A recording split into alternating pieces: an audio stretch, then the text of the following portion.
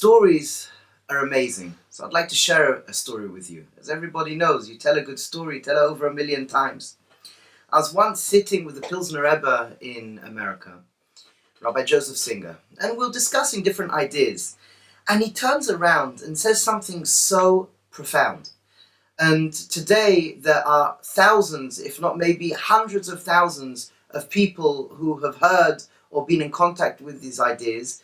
However, the truth is it's not enough. Everyone has to know about it. He says as following. He says, I run around and it may seem my life is crazy. As everybody knew, Rabbi Singer's life was involved in chesed, helping people, running around, saving people's lives.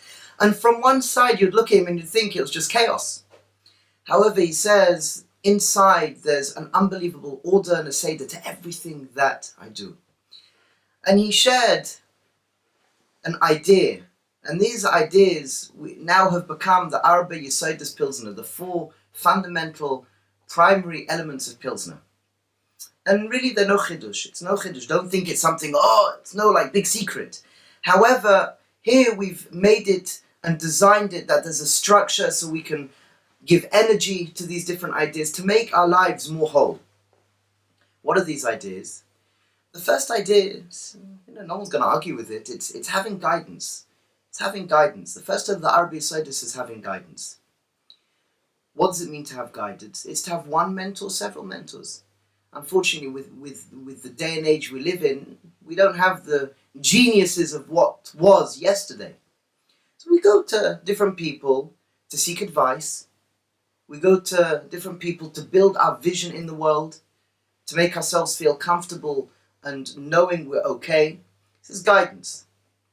The Pilsner Rebbe used to say as well, that if a person wishes to achieve success, speak to those people who have already achieved successfully what you wish to achieve. You could save yourself a lifetime. Guidance is your vision in life. Where am I going? What am I doing? What are my goals? The second of the Arba Yesodis is that of knowledge. So the Pilsner Rebbe commented that knowledge affects us in three ways. Knowledge affects us in three ways. One of my ancestors, he brings an analogy. He says, imagine there is a ship sailing in the sea, and strong winds come and blow. And you know what? They're blowing in the opposite direction to where the sailor actually wants to go to. So within a few minutes, he's cursing the wind. The darn wind has to blow in the opposite direction to where I want to go to. But then the sailor stops and he says, listen, me cursing the wind's not going to do anything. The wind's going to stop if I curse it? No. Can't change stuff like that. The wind will always blow. However, this sailor was a special sailor. He came from generations of sailors, and he says, listen, okay, you know what? I have a whole bag of skills and tools behind me from my ancestors. Maybe there's a tool somewhere that could help me. And he stops and he starts to think. He says, I remember good old Uncle Jack. Yeah, Uncle Jack, he had this way of a technique of manipulating the sail. And yeah, this is what the sailor did, and he actually got to his destination quicker. So first of all, we have something called an outlook. The way we look at the world, the hashkafa, the way we look at the world. The world doesn't change that much. The world doesn't change. We always have 4 seasons. The world doesn't change. What can change is the way we live with the world. So this is dependent on what we know. This is dependent on what we know. So the first thing that the Pilsner Rebbe used to say is, the more we know, the more gracefully and sophisticatedly we could deal with life's challenges and issues. And as well, we could live life better, we feel better. The second idea of why knowledge is so important is because, as we said, it makes you feel good. It makes you feel good. Okay, I know something. It's an amazing feeling when you know something, when you're educating yourself. And the third is when a person's learning, studying, and growing, it gives that person the ability to communicate to a wider audience. I've worked with many prison officers, and one thing that I've noticed is that a lot of the prison officers, they lack a wide vocabulary. And what happens, the less vocabulary or the less education a person has, the way they see the world is the way they see the world. So the way they communicate, unfortunately, is sometimes by crime. What a nebuch. It's a sad thing. A person who educates themselves, their blinkers are widened. This is knowledge. So the first, as we said, is guidance. Second is knowledge. What's the third?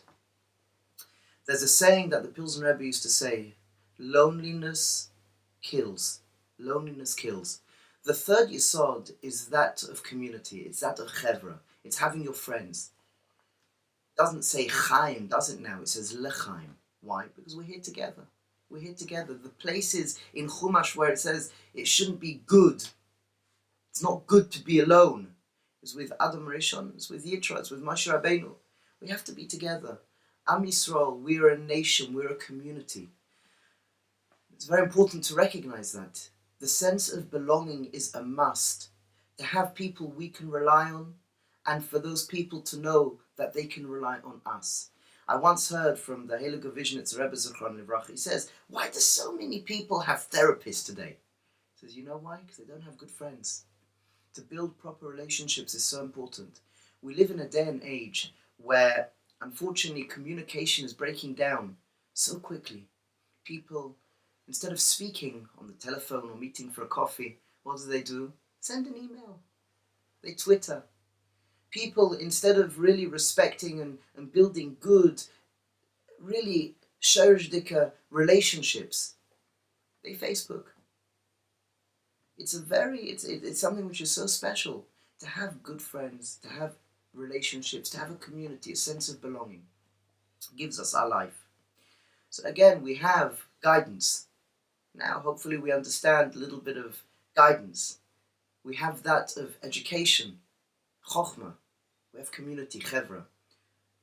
What's the fourth? The fourth is split up into two. This is really the side that underpins everything. Financial and physical health.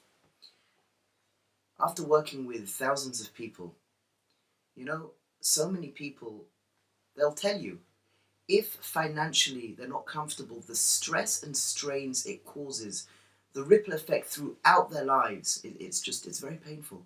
Shalom bayis, friendships, a lack of pride. What's financial health? It's to be financially responsible. People are different, so people have different financial needs.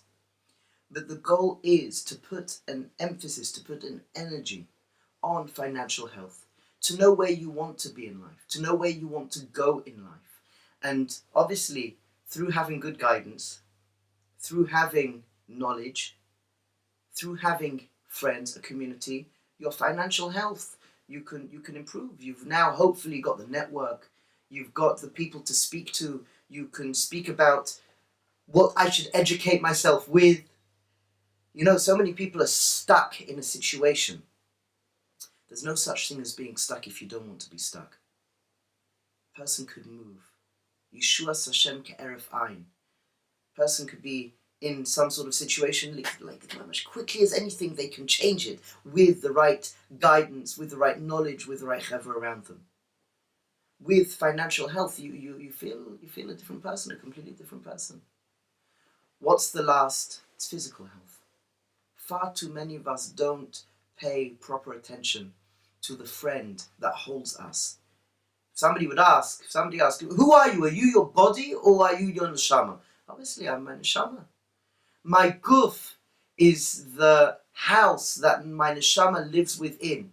Tell me, when you live in your house, what happens if the bathroom, the toilet breaks? You just leave it? What happens if the kitchen sink breaks?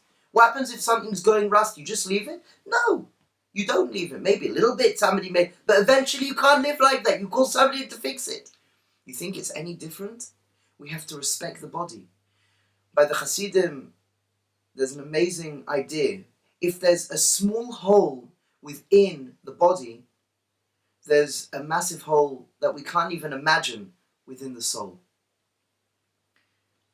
In Pilsner, we say there are 5 pillars to physical health. Let's see if I can remember them. Eating, sleeping, exercise, drinking, and breathing.